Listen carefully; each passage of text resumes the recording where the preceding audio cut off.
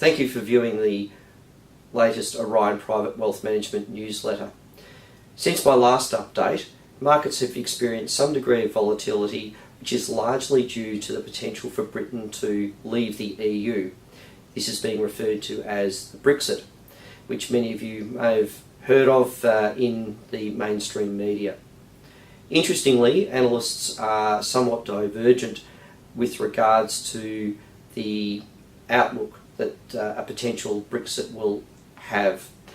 Some analysts are forming the view that markets will essentially take this in the stride after the decision has been known, which will be at the end of this week, whereas other analysts are more pessimistic and are concerned that if Britain was to depart the EU, that this could lead to considerable financial disruption.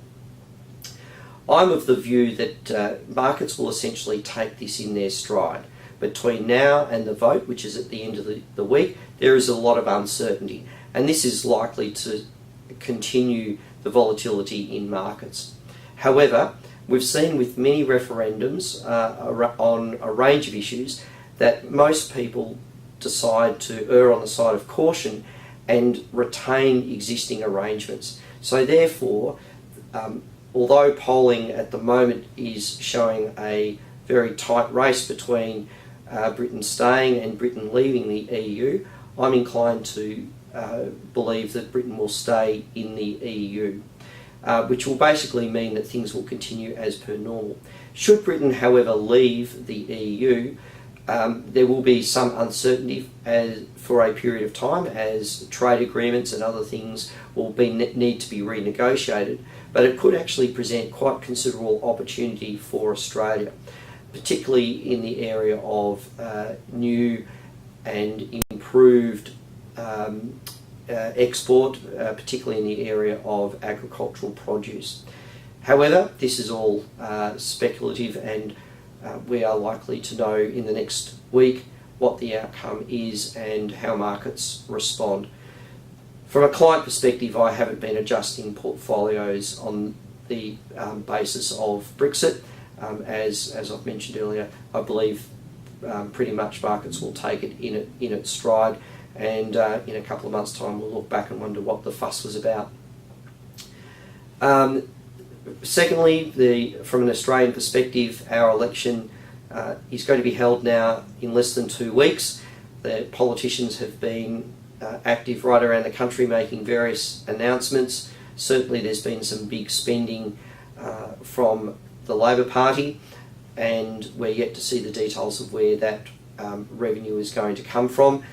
We've been assured by the opposition leader, Bill Shorten, that this information will be provided before the end of the campaign, which is quite normal for costings to be provided just before election day. At this stage, the polls are pretty tight, indicating pretty much a 50-50 between both parties, and what that potentially means is that there's some potential for a very small minority government, which would be an unfortunate outcome, because certainly for businesses and for confidence, I think it's important that there is a good decisive result with a clear mandate for a government to govern the country. That provides predictability for government policy, and therefore people have confidence that they can plan around that. Again, we should know the result in just less than 2 weeks. Finally, we are fast approaching June 30, and obviously there's been quite a bit of distraction both domestically and internationally, but it's important not to forget your compliance requirements, particularly if you're in a transition to retirement or pension phase with your superannuation, to make the minimum withdrawals. Also, it's a good time to assess your contributions to superannuation and make sure that you're making appropriate contributions to superannuation and, where possible, maximising tax benefits associated with those. I've been undertaking a number of reviews in recent times, taking into account the various macro factors that are influencing markets and also the updated risk profiles. If you haven't yet responded to the email for a review appointment, please don't hesitate to do that, or alternatively contact us in the office and where we can schedule an appointment. I look forward to seeing you soon. Thank you.